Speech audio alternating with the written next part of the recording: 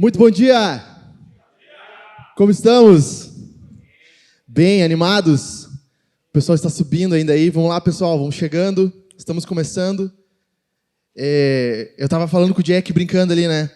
Como é que o cara prega depois do que o Ribas fez aí, né, cara? Eu estava chorando aqui no banco, cara. É impossível, sabe? Impossível. Mas é um prazer estar com vocês aqui essa manhã. Eu vou tentar contribuir. Se o Ribas tinha 5 pães e 2 peixinhos, eu sou só os apóstolos olhando ali. Tem o cara que tem os 5 pães e 2 peixinhos. Eu não tenho nada. Mas vamos meditar aqui no tema dessa conferência sensacional, animal. Quantos de vocês já leram o livro O Plantador de Igrejas? Já leram? Alguém já leu aí? Aqui. O tema dessa conferência, né, Jack? Ele surge da divisão que o Darren faz no livro, né? O homem, a mensagem e a missão. E eu recebi a missão, né, de falar um pouco da mensagem. E eu quero falar um pouco para você sobre isso, mas primeiro eu tenho que me apresentar.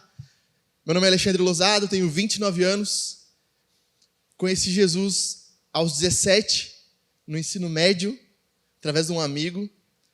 E tenho o prazer de ter um dos colegas meus, que é o Raul, do ensino médio ainda, que na época a gente falava sobre Jesus, está aqui congregando com a gente na Hangar também, está junto com a gente, desde aquela época. Sou casado com a Jaqueline, há 9 anos, então me converti, depois conheci ela na igreja, namoramos um curto período, noivamos e casamos. Tenho uma filha, agora mais uma na barriga, um menino ou menina, não sei ainda, não sabemos, estamos 8 semanas a recém, mas tem uma menina chamada Amanda, 4 anos, que é a alegria do lar. Quando eu saí de casa, na quinta-feira à noite, quando eu falei que eu ia viajar, estava arrumando minhas coisas, ela falou assim, papai, mas quem vai proteger a casa agora, quando estiver fora? Falei, não, mas é um dia, minha filha, papai já volta, está voltando já para ficar com vocês. Querida, uma bênção. O Ribas compartilhando dos filhos dele, eu lembrei muito da Amanda, assim. E essa bênção que é poder ter os nossos filhos no lar, compartilhando da glória de Jesus. Nós abrindo a Bíblia dentro de casa e falando de Jesus. E é uma alegria isso. Alegria demais. Sempre tive um desejo missionário, desde que me converti. Desde que com 17 anos eu conheci o Evangelho. Ardeu no meu coração, eu preciso fazer algo grande para Jesus. Não pode ser qualquer coisa. E ontem eu cheguei a uma conclusão que tem uma coisa em comum em alguns homens de Deus, eles começam limpando vaso. Porque eu também, logo me converti na igreja, fui, acho que 3, 4 semanas que estava na igreja, fui num congresso, num retiro assim, de crianças, e aí a função que me deram, limpar os banheiros.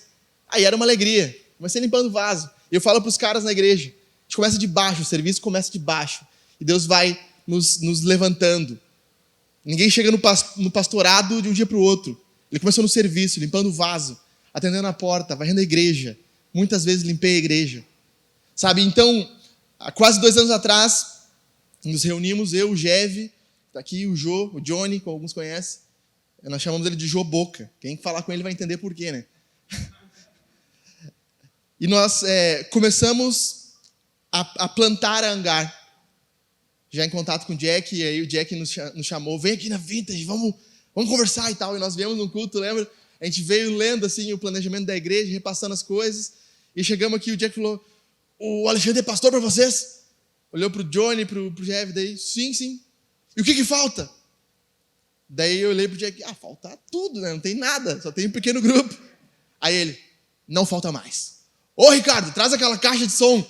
Aí ele olhou para mim assim, no fundo dos meus olhos e falou assim, vou te dizer uma coisa, plantação de igreja é o seguinte, é um cara de pé num púlpito gritando. Assim começa a se plantar uma igreja. E aí, nós estávamos no meio da pandemia, né? E começamos. E eu falei ontem para o Ribas e para o Jack, teve um domingo que somente a Hangar estava aberta. Outras igrejas, todas as outras igrejas estavam fechadas. Porque elas tinham um conluio político com o prefeito que pediu para fechar. E nós estávamos fora desse conluio. Então, nós mantemos o nosso culto. Se tinha uma luz brilhando naquela cidade, era a luz da Hangar, pregando sobre Jesus naquela noite. Então, estamos plantando essa igreja há 2 anos. Pela graça de Deus, domingo teremos 7 batismos. 7 batismos. Nós, em um ano, vamos chegar a 16 batismos. Sabe, crescimento de igreja não é transferência de membros. Crescimento de igreja é batismo e nascimento de bebês. É isso. Estamos avançando para isso. E eu fiquei, então, incumbido de falar um pouco da mensagem. Eu quero que você abra a sua Bíblia no livro de Lucas, no Evangelho de Lucas, capítulo 24. E nós vamos meditar um pouco no versículo 46 ao 48. E nós vamos falar de mais coisas, mas o nosso texto base, o nosso pontapé é isso aqui que nós vamos ler. Tá bom? Lucas 24, 46 ao 48.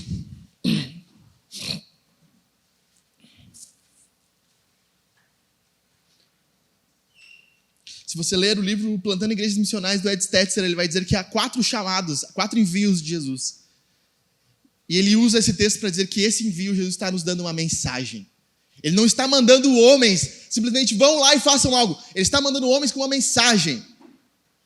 Nós estamos falando do homem, da mensagem e da missão. Eu quero falar um pouco para você sobre a mensagem. E a mensagem, querendo ou não, eu vou precisar ser um pouco teológico, porque nós vamos lidar com conteúdo. O que preenche a mensagem. O que mais nós vemos hoje é igrejas pregando nada. Falando um monte de abobrinha. Não tem uma mensagem densa, não tem uma mensagem real. O que nós vamos ver aqui é que Jesus está dando uma mensagem para que os discípulos preguem. Vamos ler juntos o texto, então? Lucas 24, 46 ao 48. A minha versão aqui é NAA, para aqueles que têm a NAA. Então lhes abriu o entendimento para compreenderem as Escrituras. 45. E disse-lhes: assim está escrito que o Cristo tinha de sofrer, ressuscitar dentre os mortos no 3º dia, e que em seu nome pregasse arrependimento para a remissão dos pecados a todas as nações, começando em Jerusalém. Vamos orar? Jesus, é a tua palavra, é o teu povo, são os teus homens, são os teus valentes. A história escreverá sobre isso, Deus. O dia que os homens se reuniram para ouvir a tua palavra, para entender a missão, para aprimorar o machado, se tornar homens melhores e para compreender o conteúdo da mensagem que nós estamos levando. Que a tua graça esteja sobre nós, que a nossa atenção esteja em ti, que o nosso coração ferva, queime de amor pelo que nós vamos escutar aqui, Jesus. Eu te peço isso em teu nome. Amém. Jesus, ele está diante dos seus discípulos, ressuscitado, aparece a eles. E ele envia os seus discípulos com esse texto. Esse que é o envio que Lucas está relatando. É praticamente a grande comissão de Lucas. Juntando com Atos depois, tem mais uma parte da comissão, né? Atos 1:8. Mas Jesus aqui, ele nos dá 3 pilares do que é a mensagem do Evangelho e que não é o meu sermão, a mensagem centrada em Jesus, mas eu quero pegar um desses pilares e quero falar um pouco sobre isso. Sabe, eu peço que você preste toda a sua atenção, se você tem caneta, anote, esteja junto comigo no que nós vamos falar aqui. Primeira coisa que Jesus fala é que a vida dele é um fato histórico. Ele esteve entre nós. E muitas igrejas acreditam em Jesus, mas não acreditam que ele esteve corporal, como falou o Ribas aqui, esteve em carne, como João falou, eu toquei nele, eu reclinei minha cabeça. Jesus esteve entre esses caras aqui. E ele faz questão de colocar isso na sua mensagem ao dizer, basicamente, a sua via de sofrimento. A mensagem começa com Cristo real. Cristo tinha que sofrer, ressuscitar dentre os mortos no 3º dia. Ele dá uma direção a um Jesus histórico, morte. Sabe, quando nós estávamos ensinando o credo na igreja, eu falei sobre isso. O credo fala sobre a morte, por quê? Porque a morte foi real, é verdadeira. O corpo de Jesus ficou gelado, o coração parou de bater. Deitaram ele gelado, morto. Ele foi colocado numa cova. De verdade, não uma historinha. E no domingo de manhã, a pedra saiu. Jesus saiu vitorioso, como dizia o Jack, né? O pai está on. Ele saiu vitorioso, de verdade. Isso faz toda a diferença no conteúdo da mensagem. Nós estamos falando sobre um fato histórico, real, verdadeiro, comprovado. A segunda coisa que Jesus fala aqui é que essa mensagem ela tem um conteúdo específico. Sabe, não é uma mensagem simplesmente filosófica. Não, é uma mensagem que aponta para as verdades sobre Jesus. Se existia um argumento que Deus poderia usar com o homem para convencê-lo, como o Ribas falou aqui, se eu pudesse colocar o coração desse menino no coração do pai dele um pouco, só para ele sentir o que é. Se existia um argumento que Deus podia usar, é Jesus. Encarnado, em pessoa. Ele é a perfeita imagem de Deus vivo, o Deus invisível. Ele esteve entre nós. Se existia um conteúdo para a mensagem, esse conteúdo é a vida, a morte de Jesus. E baseado nisso, ele chama os homens para o arrependimento e a remissão dos pecados. Há um poder infindável no nome de Jesus, de perdão, porque Jesus diz assim, não só para os judeus, mas para todas as nações. Há algo grande no que Jesus está falando. O poder, o alcance da mensagem, do perdão, do amor de Deus é gigante. Em terceiro lugar, Jesus diz que essa mensagem tem um mensageiro. Nós estamos falando de uma mensagem que não está simplesmente escrita nas estrelas. Essa mensagem precisa de um mensageiro. Se existe uma mensagem, Jesus está pressupondo que há mensageiros. E Ele está comissionando esses caras para isso. Percebam o que Ele está falando? No versículo 48, vocês são testemunhas destas coisas. Vocês são a prova viva disso. Vocês não são só emissários, mas vocês são aqueles que vão testemunhar a ressurreição, o perdão dos pecados, o arrependimento. A vida de vocês é um filme que mostra para os homens o que é a mensagem do Evangelho. Vocês são a prova viva disso. Vocês não são um conteúdo teórico. Não é só um livro. Não, vocês são aquilo que mostra o poder. E Jesus dá um conteúdo específico, e hoje eu quero falar sobre isso. O tema do meu sermão é a mensagem que expõe o pecado. Sabe, a mensagem que expõe o pecado. E não sei se você reparou nisso, mas há algo de errado no nosso mundo. Jesus está falando que nós temos que pregar o arrependimento para a remissão dos pecados. Há algo errado no nosso mundo. Quinta-feira, eu abro o jornal local e a notícia: pastor é preso por abusar das suas 4 filhas e manter cativas. Pastor de Estrela, Everton. Estrela, 3 quilômetros de Lajeado. Abusou dessas 4 filhas e uma delas engravidou. Então o neto dele era filho dele também. Algo errado no mundo. Há algo errado no mundo que nós estamos. Jesus sabe disso.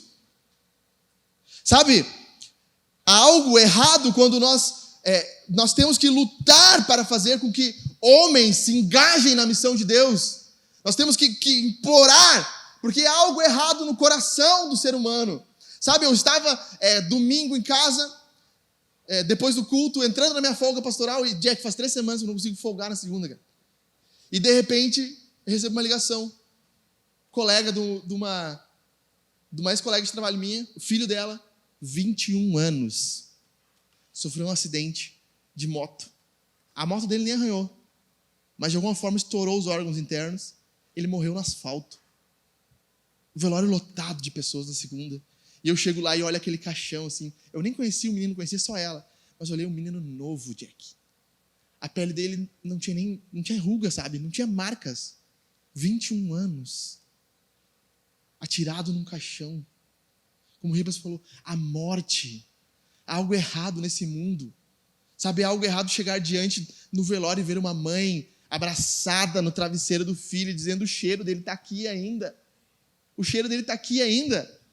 E o corpo dele gelado num caixão. 21 anos. 21 anos. Sabe, há algo errado quando nós ligamos o jornal, ligamos a TV e vemos notícias do que está acontecendo no mundo. E vemos homens sendo atrozes com suas mulheres, feminicídio, estupros, roubos. Há algo errado no mundo. Há algo errado no mundo. E Jesus sabe disso. E Ele nos deu a incumbência de mostrar para o mundo o que está errado. E por isso eu quero que você preste muita atenção. Porque Jesus não só quer mostrar o que está errado, Ele quer mostrar como corrigir. E não só mostrar como corrigir, mas como aplicar essa correção no mundo. E é por aqui que nós vamos caminhar. Nós vamos tentar entender de onde surge esse erro no mundo. Muitas pessoas diriam que o problema do mundo é falta de educação. O problema do mundo é que o Lula não fez não sei o quê. O problema do Brasil é que o Bolsonaro fez não sei o quê. Sabe, nós achamos que o problema é falta de escola, falta de trabalho, falta de emprego. Isso é consequência do problema do mundo. O problema do mundo se chama pecado. O problema do mundo é pecado. E Tiago, o apóstolo de Jesus, ele escreve na sua carta, Tiago 4, versículo 1. Ele diz assim: de onde surgem as guerras e os conflitos que há entre vocês?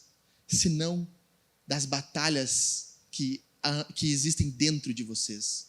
Sabe, Tiago está nos mostrando que há algo muito maior do que Bolsonaro, Lula, falta de escolarização, falta de educação, falta de trabalho. Existe um problema no homem. No homem, porque Susana von Richthofen não deixa mentir. Uma menina educada, numa família rica, matando seus pais. Por quê? Por quê? Porque nós vemos grandes mestres, estudiosos, professores, formados, graduados, com educação e dinheiro, maltratando e abusando de seus alunos, como nós vemos naquele documentário na Netflix, um professor de educação física que molestava as ginastas americanas. Se você não viu, olha esse documentário, é nojento você ver aquilo ali. Um homem com educação, um homem com graduação. Nós olhamos o pecado de forma muito externa, e Jesus quer que nós entendamos que o pecado é algo interno, que está dentro de nós, que está destruindo o mundo. A destruição do mundo começa de dentro para fora. Nós somos o problema. Sabe aquelas frases assim, olhe no espelho e diga você é o melhor, assim, e às vezes nós temos que olhar para o espelho e dizer assim, o problema do mundo, do meu casamento, da minha falta de vontade, que eu não consigo abandonar a porcaria da pornografia. Não é porque o meu pastor também não me acompanha. Talvez isso seja algum problema. Mas o problema é que você não quer. O pecado está dentro de você. Está consumindo por dentro. Há uma doença dentro do nosso coração chamada pecado. E eu sei que quando nós falamos com os evangélicos, e aqui eu digo, isso é uma dica para plantadores de igreja. As pessoas que vêm na nossa igreja, elas não sabem nem o que é pecado. A minha avó dizia que pecado era jogar comida fora, quando sobrava. Então, as pessoas às vezes não sabem nem o que é pecado. E às vezes o pastor está falando, você tem que lidar com a pecaminosidade do seu coração, e o visitante está ali, tá, ok. O que é isso aí? O que é essa palavra, hein? Sabe? Então, o que é pecado? De onde surge o pecado? Para nós entendermos o pecado, nós temos que entender o relato da queda. Nós vamos falar da mensagem que expõe o pecado, nós precisamos entender o que é pecado. Porque quando nós começarmos a falar da mensagem, isso tem que ficar claro na nossa mente. Se você ler o relato da queda, lá em Gênesis 3, versículo 1 ao 19, nós não precisamos abrir porque consumiria muito tempo nosso aqui. Mas se você ler o relato da queda, nós vamos descobrir o que aconteceu ali. Em primeiro lugar, o pecado é basicamente uma desobediência a Deus. Darren Patrick escreve no seu livro que é uma rebeldia. Um desejo do coração do homem dizer, Deus, saia do trono para eu sentar. O pecado é dizer assim, Deus, eu sei o que é melhor para o meu gozo. Eu sei o que é melhor para o meu pênis. Eu sei o que é melhor para o meu casamento, que é dormir com a minha coleguinha de trabalho. Eu sei o que é melhor para a minha vida. Não tu. Não a aliança que eu tenho que ter entre a minha mulher. Eu sei o que é melhor. Eu sei o que é melhor para os meus olhos. O pecado é uma rebeldia. É um grito do coração humano dizendo, eu quero ser Deus. Porque foi isso que Satanás falou para Eva. Vocês serão como Deus. Vocês serão como Deus. Darren Patrick é mágico quando ele fala isso. O pecado, ele destrói o homem de dentro para fora, e nós vemos claramente o que acontece com todos os homens nos dias de hoje. O pecado, o primeiro pecado, ele quebra o homem já no relato de Gênesis, em 3 esferas. Primeiro com Deus. Deus perguntou, onde você está, Adão? Nós vimos o pastor Anderson falando sobre isso. Primeiro lugar, o pecado destrói o relacionamento do homem com Deus. Acabou o vínculo. O que era uma amizade que se caminhava no jardim, agora são 2 anjos, 2 arcanjos com espadas flamejantes, protegendo para que não entre mais. O que era um relacionamento onde Deus caminhava com Adão, agora não é mais. Agora não existe relacionamento. E por isso, homens, por causa do pecado, todo homem é um Jonas, todo homem é um Adão, todo homem está atrás de uma árvore, todo homem está ali escondido atrás de um arbusto. E os pregadores estão dizendo, esse arbusto não te esconde de Deus, ele está vendo. Todo homem está fugindo de Deus. Todo homem está fugindo de se comprometer com a missão, se comprometer em ser um homem melhor. Todo homem também está fugindo, em segundo lugar, do seu próximo. Veja que Adão está cantando a Eva, osso dos meus ossos, carne da minha carne, agora sim achei uma mulher. Gênesis 2, Gênesis 13, o que temos Adão falando ali? Culpa dela. O pecado quebra os relacionamentos entre homens e mulheres, entre homens e homens. E é por isso, Jack, que os caras não se juntam à igreja, eles não querem se juntar a uma comunidade. Eles não querem fazer parte de uma família, família vintage, família hangar, família, o nome que você quiser dar à sua igreja que você está congregando. Sabe, o pecado faz com que os homens fujam disso. Eles não querem se juntar a um grupo, não querem se juntar a uma comunidade. Nós temos que obrigar os homens a casar com suas mulheres, porque nossos dias, os homens não querem mais se aliançar com as suas esposas. Eles querem transar, eles querem comer ela, mas eles não querem assinar um papel para se casar com ela. Por quê? Por causa do pecado. Os homens estão quebrados com Deus, estão quebrados um com o outro. E Gênesis nos mostra também que o homem está quebrado com a natureza, com a criação. Eu falo na igreja, não usa a palavra natureza, usa a palavra criação. Às vezes escapa. O homem está quebrado com a criação. Deus fala, Eva, agora você vai gemer. Imagina, Eva não gemia de dor antes, né? Podia ter os filhos sem dor, agora ela geme de dor. Adão ali, agora você vai suar, o suor do seu rosto, você vai ter que encarar essa terra de espinhos. Sabe o que nós vemos no mundo? Fome, seca, tornados, maremotos. O que nós vemos de destruição, vulcões, é a culpa do pecado. E aqui eu quero que você entenda isso, quão grave é. Por causa de nós não estamos falando de uma multidão, nós estamos falando de um ato de desobediência histórico do nosso pai chamado Adão. Pecado. Nós não estamos falando de uma vida de pecado, mas de um pecado. O pecado destruiu o homem na sua esfera com Deus, destruiu o homem na sua esfera com seus próximos, com a sua comunidade, com a sua família. O pecado destruiu o homem com a natureza. Pecado. Pecado. Perceba quão sério é isso. Quão é sério o pecado. Quão sério é. E nós brincamos de pecar. Não há temor. Eu falei num aconselhamento na igreja, eu falei, sabe qual é o problema? Falei bem assim, sabe qual é o problema? Tu não teme o pecado. Tu não tem medo. Sabe, tu não acha que Deus pode te matar com teu pau na mão, como aconteceu lá em Pompeia. Imagina, saiu a notícia, jovem encontrado morto no banheiro com o Bilal na mão. Com a meia ereção, né? Porque eles não conseguem ficar ereto o suficiente. É o sabonete pau molive. Pau mole livre. Os caras não conseguem nem ter. É meia bomba. Eu falei pra Jaque, tava falando pra Jaque isso, ela falou assim, mas como assim, amor? Mas é assim. Os caras chegam diante, periquita ali, não consegue. Meia bomba. Aí tu tem os caras falando, não consigo, não consegue. Por quê? Mente pornificada. Sabe, se nós estivéssemos olhando o pecado de uma forma assim, não é só uma mentira, não é só um roubo, não é só um adultério, não é só um olhar, não é só um baseado, não é só, sabe, é a quebra cósmica, como diz R.C. Sproul no livro Somos Todos Teólogos. O pecado é uma traição cósmica. É uma traição cósmica, porque nós estamos com a nossa bunda sentada na cadeira, o sangue circulando no nosso corpo, o ar que nós respiramos é emprestado. É Deus dando tudo para nós e nós usando o que Ele nos dá para dormir com outros na cama que Ele nos comprou. Esse é o pecado. A Bíblia vai definir, preste muita atenção nisso, porque eu quero te mostrar como isso vai acabar.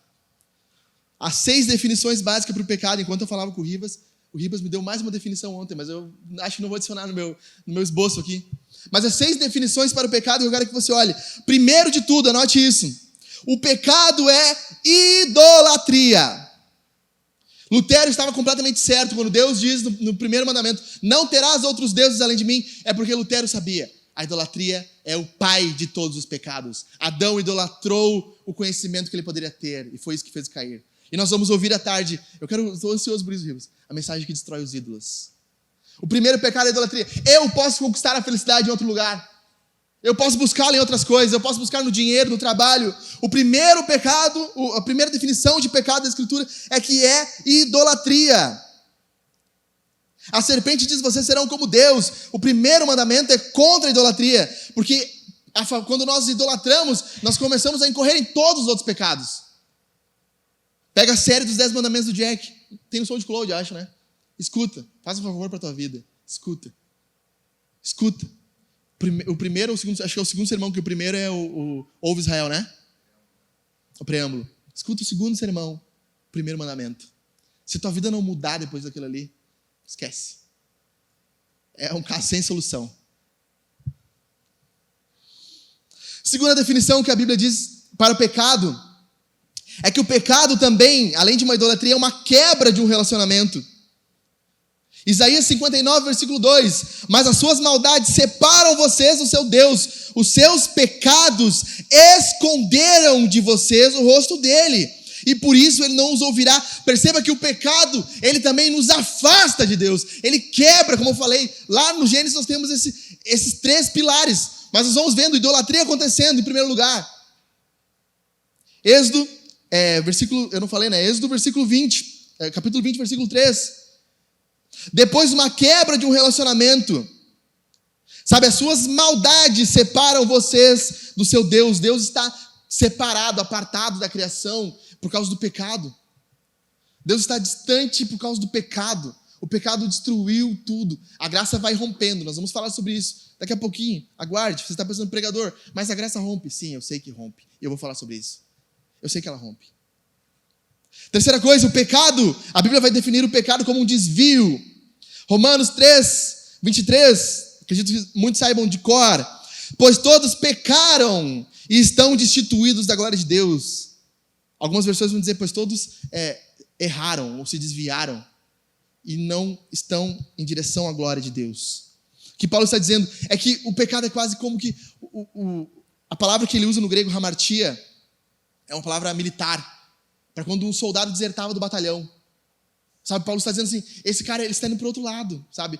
Deus está mandando ele para lá, o coronel mandou ele para lá, o general mandou ele para lá, ele está indo para lá. O pecado é um desvio, uma intenção do coração de não fazer aquilo que é o correto. Nosso coração é desviado, é rebelde, ele não quer. Quarta definição do que é pecado, segundo a Escritura, eu estou fazendo aqui quase como uma teologia sistemática também. O pecado é rebeldia. 1 João 3,4, escute isso. Todo aquele que pratica o pecado transgride a lei.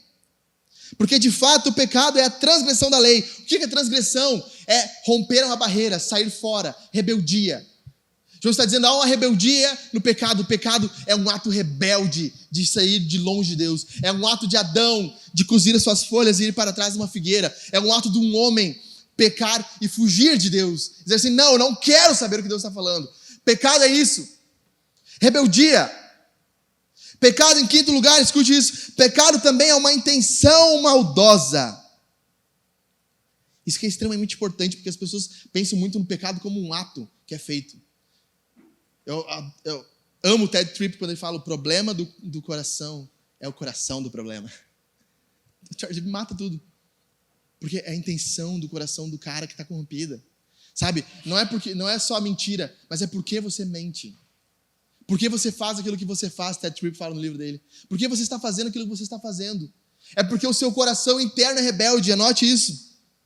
Gênesis 8:2, pois o coração é inteiramente inclinado para o mal, desde a infância. E o J.C. Ryle escreve no livro Santidade, o bebezinho mais lindo nascendo na maternidade, como a mãe chama de anjinho, ele está cheio de pecado. O coração dele já está inundado no pecado. Davi vai dizer que em pecado eu fui concebido.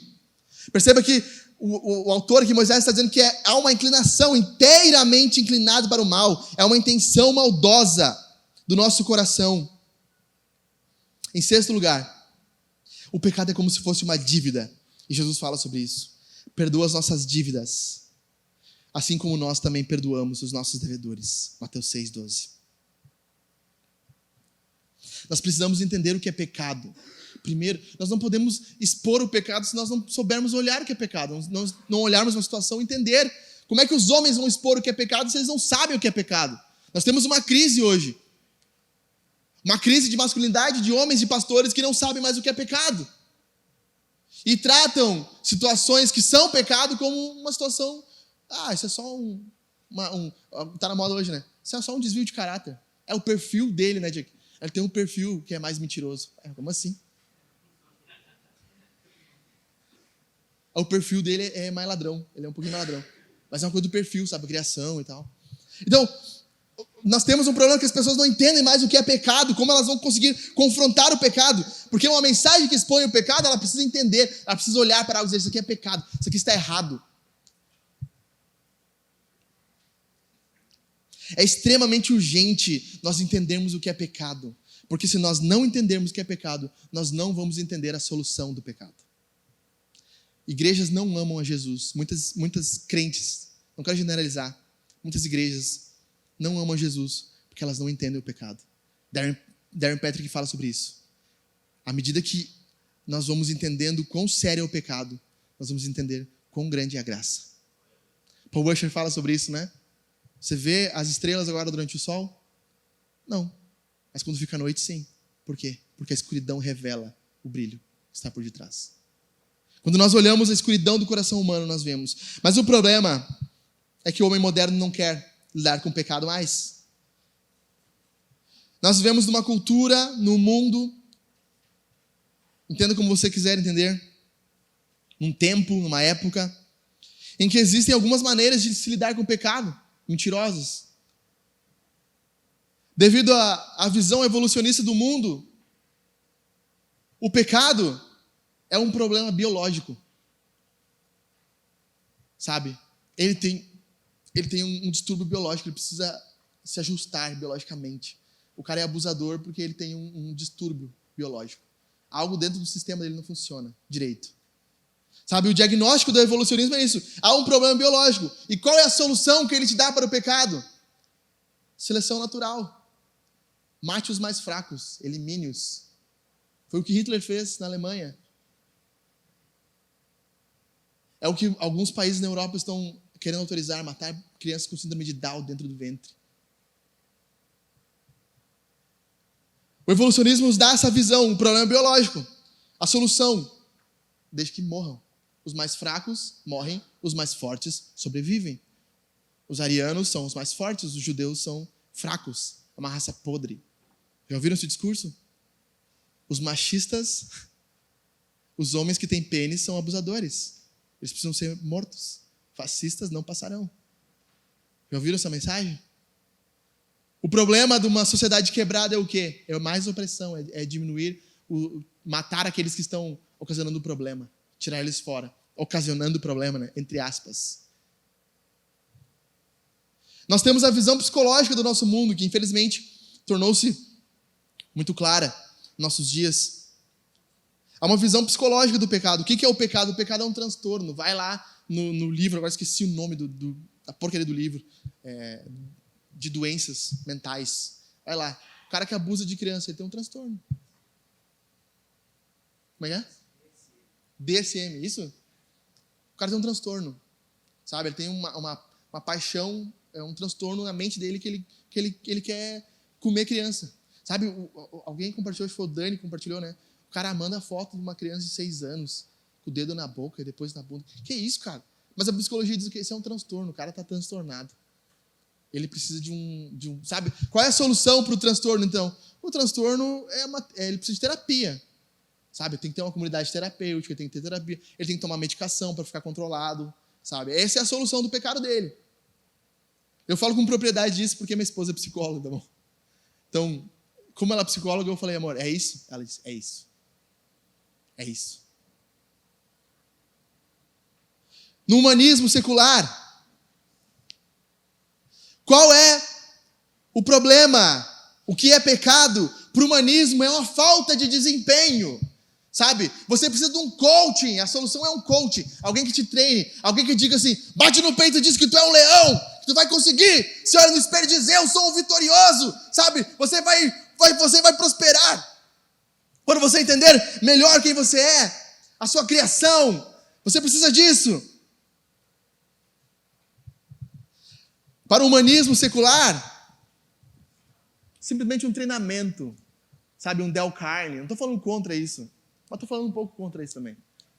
Eu falo isso muito na igreja, cara. Eu falo isso muito na igreja. Quem é da igreja sabe que eu sempre falo isso. Eu não estou falando contra isso, mas é contra isso também, tá bom? Não estou dizendo que coaching é ruim, sabe? Eu e o Jack conversamos uma vez sobre isso, né?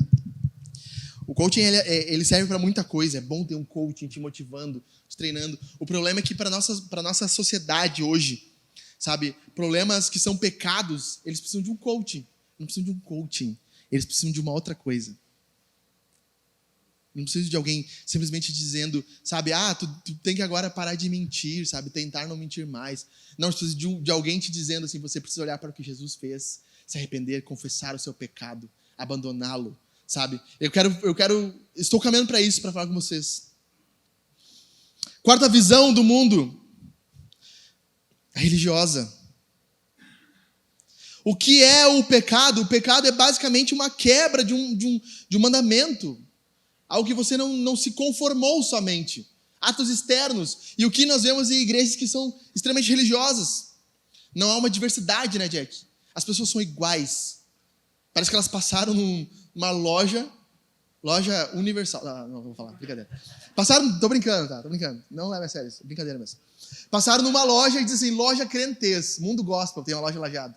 Mundo Gospel. Aí, tu entra na loja e tu pega o kit Gospel. Aí eu lembro quando eu me converti, 17 anos, tinha uma empregada lá na casa do meu avô, morei com ele. É por isso que, né, criado pela avó.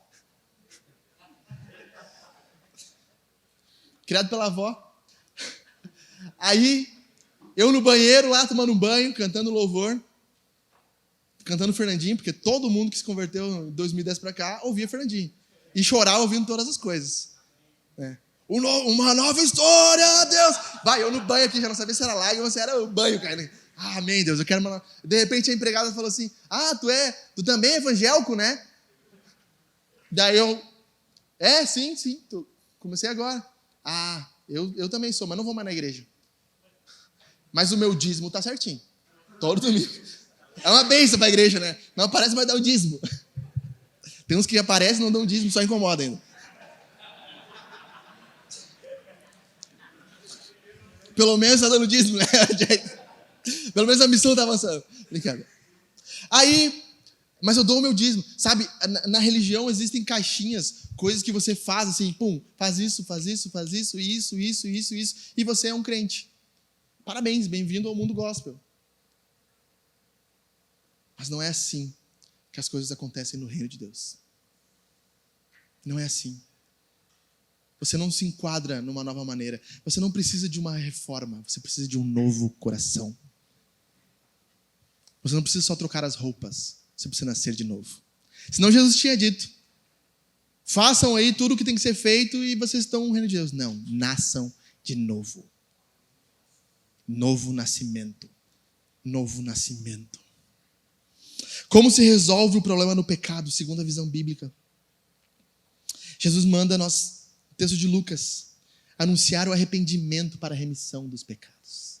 Há uma remissão dos pecados. E não está no evolucionismo, não está na psicologia, não está no humanismo e não está na religião. A solução do pecado está num nome. Você sabe qual? Jesus. Jesus. A solução para o pecado é Jesus. Por isso que a mensagem é centrada nele. O pastor Daniel vai falar sobre isso. É tudo sobre Jesus, apontando para Jesus. Mas perceba isso. Jesus é o meio pelo qual Deus, Pai, cujo coração explodiu de amor por nós. Sabe, o coração explodiu. Na cruz, eu preguei isso na Sexta Santa, na igreja, Jack. Se você ler o livro aquele do jornalista, eu estou com um branco na cabeça. Não é Em Busca da Fé. Puxa, esqueci o nome do livro agora, cara. Não, daquele jornalista americano, tem até o filme. Em Defesa de Cristo. Em Defesa de Cristo. Você lê esse livro aí, você vê, ele está entrevistando o médico dele e fala assim, sabe por que o coração de Jesus soltou água? Sabe por que saiu água do sangue de Jesus? Claro, uma visão bem medicinal. Ele fala assim, é porque o coração dele explodiu. Não aguentou. E tem um líquido que envolve o coração, ele dá o termo ali. E o coração dele explodiu e aquele líquido se misturou com sangue. Como ele havia sangrado brutalmente antes, não tinha mais sangue nas veias. O que correu ali era um pouco de sangue com esse líquido ao redor do coração. Quando eles cravaram a lança. E aí você vai para João 3,16. Deus amou o mundo de tal forma. Deixa eu te dizer uma coisa. Esse de tal forma, os tradutores não conseguiram achar uma boa tradução para aquilo ali. O João está dizendo assim, Deus se explodiu de amor. A cruz é a explosão do coração de Deus. Quando Jesus se explode na cruz, o coração dele se estraçalha. É o coração de Deus no céu se estraçalhando pelo homem no pecado. Ele olhando e dizendo, eu não posso mais. E por isso ele diz, João 3,16, Deus amou o mundo de tal maneira, o seu coração explodiu de amor, a Trindade se explodiu, dizendo, eu preciso amá-los, que ele envia Jesus, para que todo aquele que nele crê não pereça, mas tenha vida eterna. Para o idólatra, como nós vimos, o pecado é uma idolatria. Jesus é o verdadeiro Deus, e Paulo não tem vergonha de dizer isso. Ele é a imagem do Deus invisível, o primogênito de toda a criação. A idolatria humana se resolve apontando para Jesus. O Deus que vocês procuram não é o dinheiro, não é o trabalho, não é o sexo, não é a riqueza, não é a religião. O Deus que vocês procuram é Jesus encarnado. Ele é a imagem de Deus. Ele resolve a idolatria do coração humano. Segunda coisa, para quebra de relacionamento, eu falei que o pecado é uma quebra de relacionamento. Para quebra de relacionamento, Jesus é a reconciliação. Paulo diz em 2 Coríntios 5,19, Deus estava em Cristo, escute isso, reconciliando o mundo. O mundo está apartado por causa de pecado. Jesus é a ponte que reconcilia o mundo. Ele é a solução para a quebra de relacionamento. Para o desviado, para o que se apartou da sua tropa, ele é o caminho correto. Eu sou o caminho, a verdade e a vida. Para aquele homem errante no seu pecado, Jesus diz, eu sou o caminho. Os cristãos eram conhecidos como seguidores do caminho. Para o rebelde, para aquele que está em guerra contra Deus, ele é o resgatador. Ele nos libertou do poder das trevas e nos transportou para o reino do seu Filho amado, em quem temos a redenção, a saber, a remissão dos pecados. Ele é que pega o homem rebelde nas trevas, como disse Jack, o trevoso. Ele pega o trevoso e diz assim, não, agora você está aqui, mas você vai vir para cá. Como Paulo diz lá em Gálatas, capítulo 1, versículo 4, Deus nos desarraigou do mundo, Ele tirou as raízes de nós, Ele nos puxou da nossa rebeldia e nos colocou em um novo lugar, por causa de Jesus.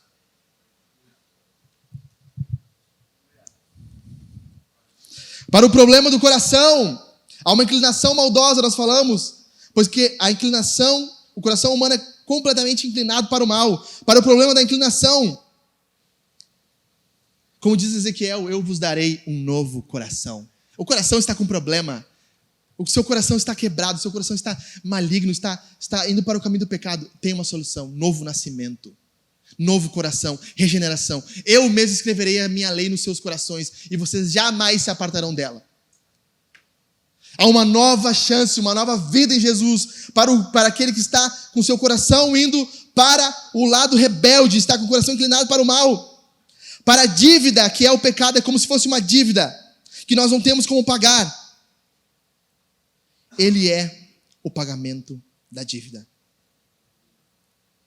E quando vocês estavam mortos nos seus delitos e pecados, e na incircuncisão da carne, Ele lhes deu vida juntamente com Cristo, perdoando todos os nossos pecados. E cancelando o escrito de dívida que era contra nós, e que constava de ordenanças, o qual nos era prejudicial, removeu inteiramente, cravando na cruz. Para a Bíblia, o pecado é terrível. Nós vemos as raízes dele no mundo. Mas Jesus. Quando eu escrevi esse esboço, eu não pude esquecer disso. Stallone dizendo, você é a doença, eu sou a cura. É Jesus dizendo para o pecado, você é a doença, eu sou a cura. É o Stallone Cobra olhando, você é a doença, eu sou a cura. É Jesus olhando para os nossos pecados, para a nossa rebeldia, para a nossa inclinação, para a nossa quebra de relacionamento, para a nossa falta de desejo de se unir ao povo de Deus e fazer o que é correto. É Jesus dizendo, eu sou a cura dos seus pecados. Eu é que reconcilio vocês com Deus. Eu é que sou o caminho. Eu é que quebro a rebeldia. O pecado é a doença. Jesus é a cura.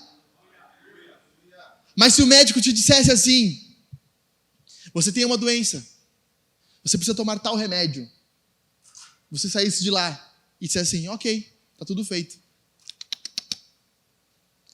Existe a doença, existe a cura, mas existe o tratamento, você precisa passar por algo. Se você não tomar o remédio, você não vai ficar curado. Se você não receber Jesus, você não fica curado.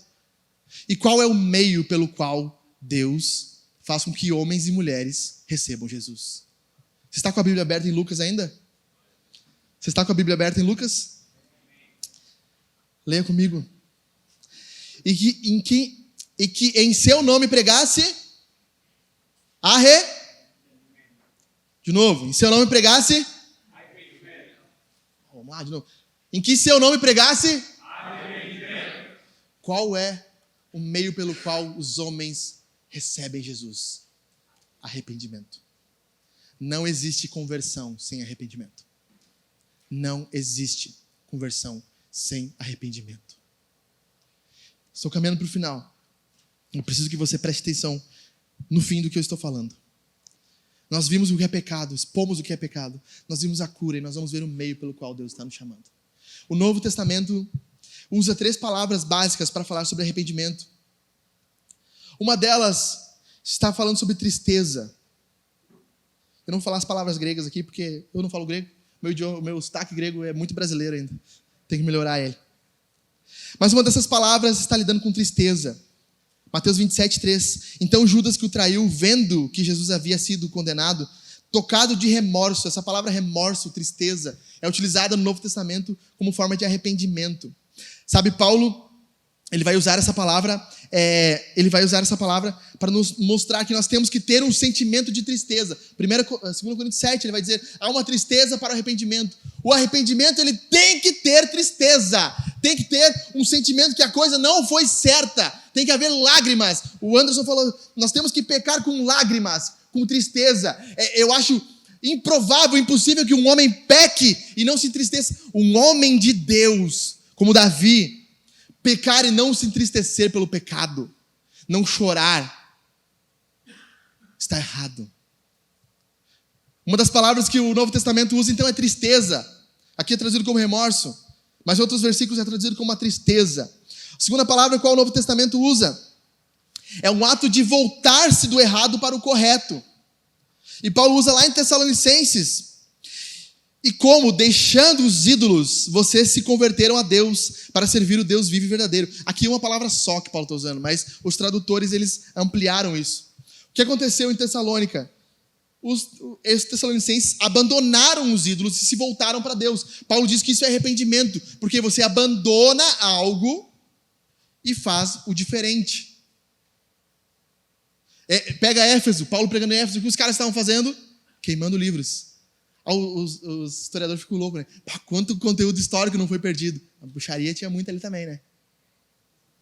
Entende? Eles estavam fazendo algo prático. Havia uma prática de pecado que foi abandonada agora e está sendo feita de uma forma diferente. O cara mentia, como diz Paulo. O ladrão não roube mais.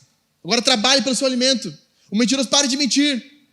O irado agora se coloca sob autocontrole. Sabe? A forma diferente, arrependimento, primeiro é uma tristeza, segundo é um ato de abandonar algo. E a palavra mais usada no Novo Testamento, vocês devem conhecer, metanoia, mudança de mente.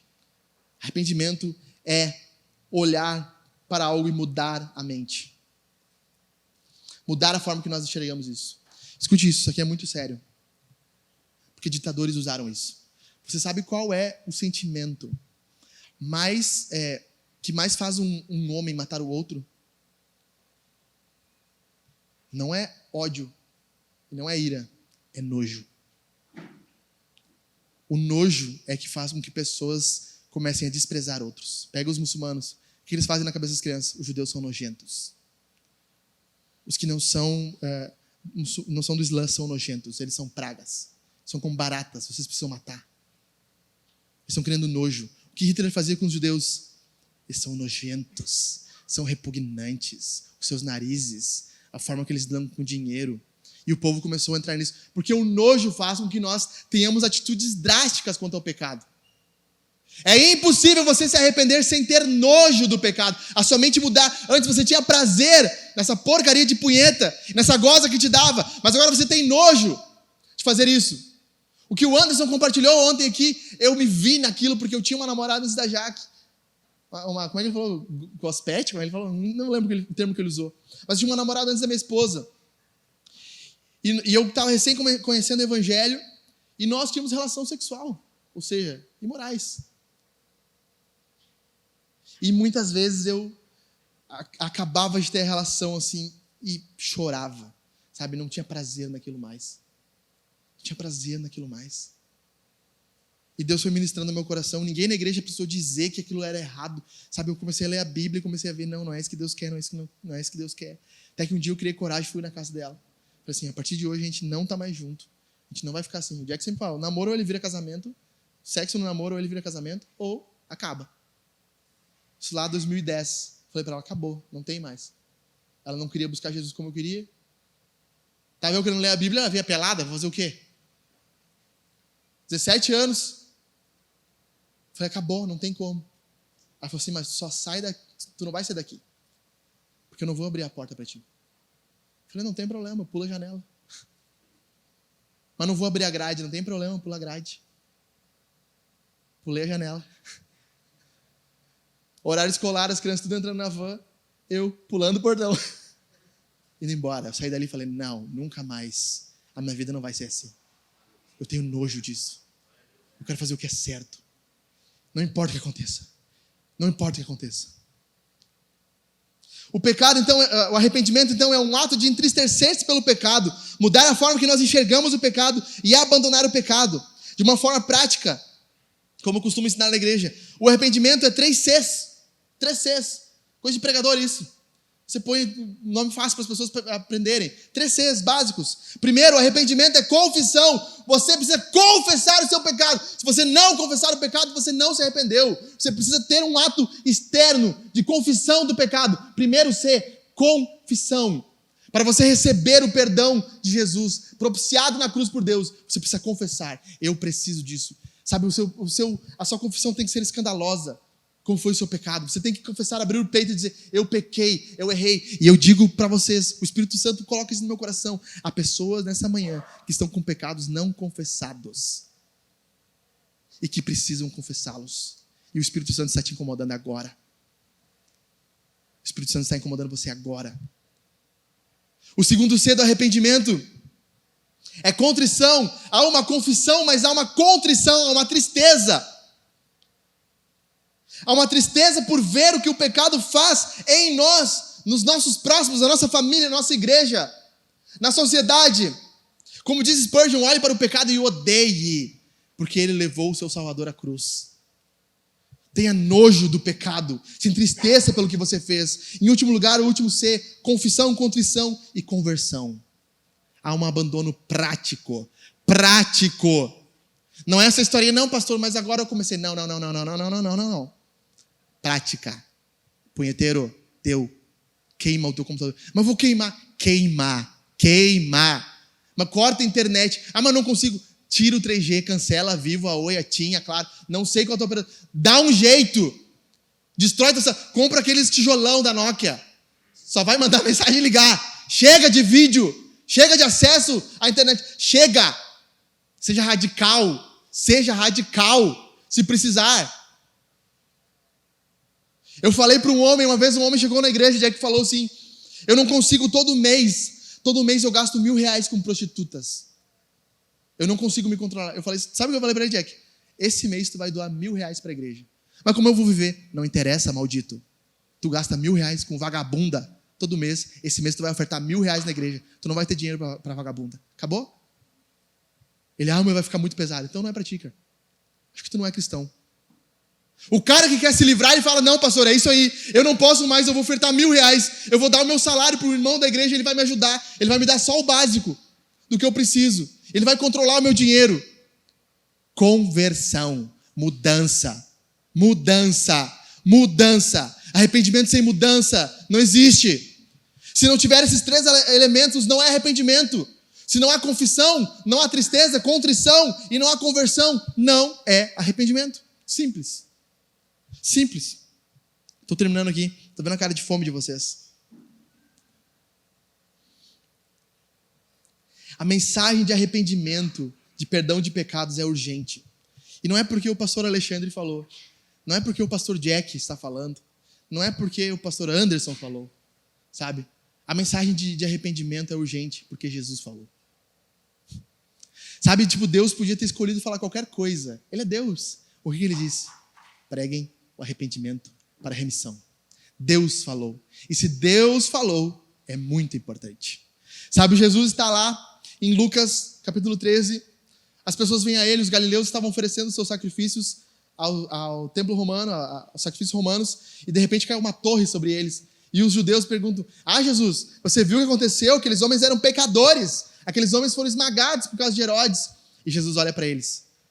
Eu digo para vocês, se vocês não se arrependerem, isso vai acontecer com vocês também. É urgente. Deus está vindo. Sabe, nós estamos lendo o Salmo agora, estamos atrasados no culto caseiro, estamos lendo o Salmo agora.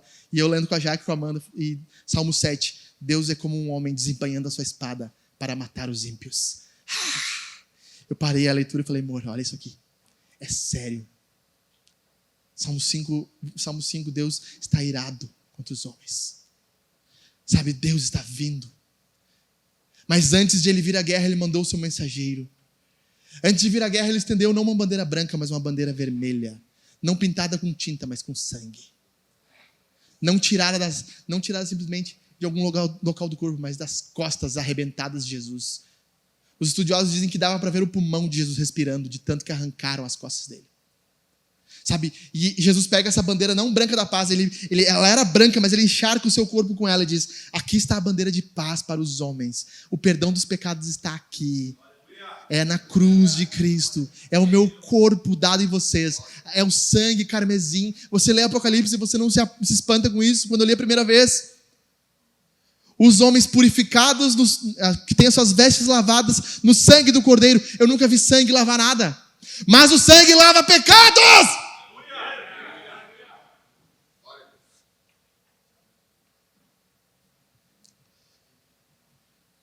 Primeiro, eu quero terminar dizendo 3 coisas para você, homem, nessa manhã. Homem, você será visto como um inimigo. Se você tiver essa mensagem, você será perigoso. Você será perigoso. As pessoas olharão para você e dizer, esse cara é perigoso. O que ele prega é escandaloso. O que ele ensina é complicado. Paulo chega em Tessalônica e começa a anunciar o evangelho. Aí alguém surge no meio e diz assim, pronto, chegaram os transtornadores do mundo, estão na nossa cidade. Atos 17. Você será visto como um transtornador do mundo.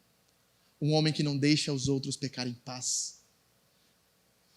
Se nós tivéssemos homens inconformados nos bancos da igreja, não teríamos pastores omissos nos púlpitos.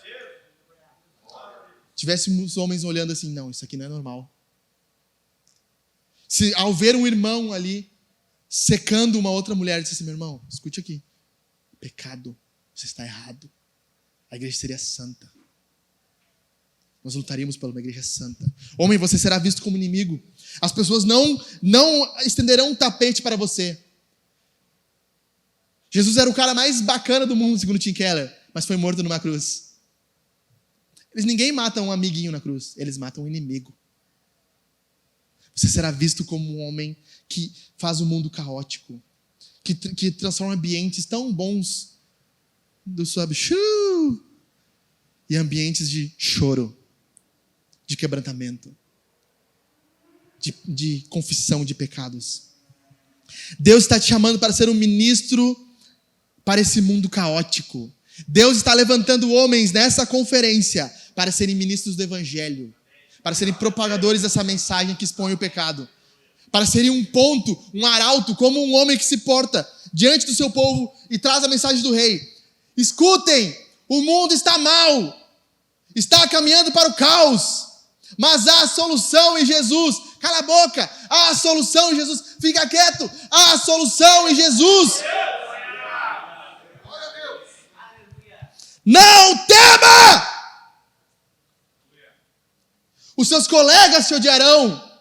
Alguns familiares odiarão. Satanás te odiará. Os demônios estarão falando do teu nome. Ali está aquele pregador maldito. Aquele pregador que vem anunciando o evangelho. Sabe como Paulo caminhando, aquela mulher lá atrás dele dizendo assim, aí está o pregador do reino, aí está o pregador. Paulo diz, cala-te espírito. Sabe, os demônios temerão. Mas deixa eu te dizer uma coisa. Quando Estevão morreu, confrontando o pecado dos religiosos, Jesus estava de pé. Na cultura, o rei não ficava de pé. Mas ele estava de pé diante de Estevão, dizendo, este é o meu varão valente. Este é o meu varão valente. Este é o homem valente que eu levantei para essa geração. Este é o homem valente que eu levantei para a cidade, para a igreja, para o meu bairro, para a minha rua. Este é o homem valente que eu levantei no trabalho, XYZ. Este é o meu homem valente que está aqui, anunciando a mensagem que expõe os pecados e que chama o mundo à contrição. Segunda coisa, homem. Mais do que um pregador de mensagens, você é uma testemunha. Você não está falando de algo que você não vive. Pelo amor de Deus, não faça isso. Há um temor santo assim no meu coração de pregar aquilo que eu não vivo. Sabe, que Deus me mate. Nós não temos mais esse temor. Mas temos muitos homens que sobem no púlpito e falam de gracinhas e blá, blá, blá. Não tem temor. Sabe, Jesus não disse, vocês serão mensageiros, mas vocês serão testemunhas. Testemunhas estão junto num fato. Que só é chamado para ser testemunha no tribunal alguém que vivenciou, esteve junto de algo. Jesus está dizendo que nós homens somos testemunhas e não só mensageiros, mas nós somos o meio pelo qual o mundo verá que há perdão de pecados. O adúltero se reconciliou com a sua esposa. O homem que estava juntado com a sua mulher se casou, estão construindo uma casa. O homem que estava afundado em pornografia agora está fluindo na igreja, ofertando, ministrando, servindo. Sabe, nós não vemos mais isso, né, Jack? Os caras, como vimos o Ribas aqui, caras que eram drogados, estavam vindo, que agora estão na igreja. Tem aquele vídeo do cara, o mano ali, estava ali nas drogas, agora está na igreja. Glória a Deus. É uma prova viva do que Deus faz. Sabe, o que você pode testemunhar hoje? Do que você pode dizer? O poder de Jesus para perdoar pecados é infinito. Por quê? Porque Ele me alcançou. Eu era assim, eu era pobre, perdido, sem Deus, sem Jesus. Quando Jesus estendeu sua mão. Quando nós tivermos homens incendiados por isso.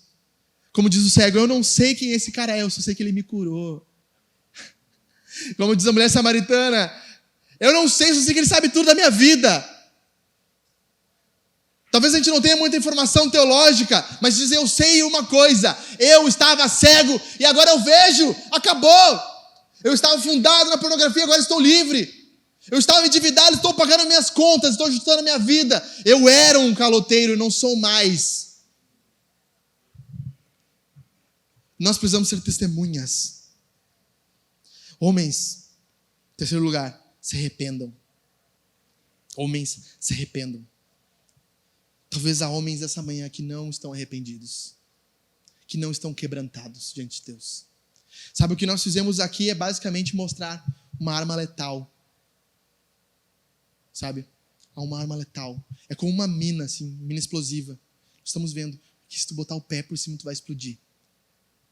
Se tu mexer nisso aqui, sabe? Se tu continuar pecando, tu tá quebrando o coração de Deus. Sabe? Tu não consegue olhar para uma mina e dizer, vou botar o pezinho aqui só para ver o que vai acontecer. Não. Se os homens tiverem essa visão séria do que é o pecado, eles abandonarão o pecado. Se arrependam. Se arrependam. Se arrependam. Nós precisamos ser testemunhas, precisamos ser homens arrependidos, homens quebrantados. Sabe, homens arrependidos serão lembrados como homens de Deus, quebrados diante de Deus, diante dos pés de Deus, quebrantados. Como o pastor Anderson disse, ninguém lembra de Davi como adúltero, mas se lembra como salmista, o homem segundo o coração de Deus, arrependido, quebrado diante de Deus, buscando saber o que Deus quer fazer no mundo hoje. Essa é a mensagem. Fique de pé. Quero encerrar orando. E eu quero te desafiar, cara. Eu quero te desafiar. Se você tem algo que você precisa confessar para alguém essa manhã, algo está no seu coração, talvez você ouviu isso e pensou, cara, isso aqui foi para mim. É Deus tendo a graça de invadir o meu mundo e dizer, isso aqui precisa mudar. Eu quero te desafiar, confesse. Chame alguém. Não deixe passar. Talvez alguém que você nem conheça aqui. Assim, cara, eu preciso de ajuda, meu. Eu estou envolvido no pecado. Eu estou quebrado, sabe? Eu vim aqui porque é a última esperança de mudança que eu tenho.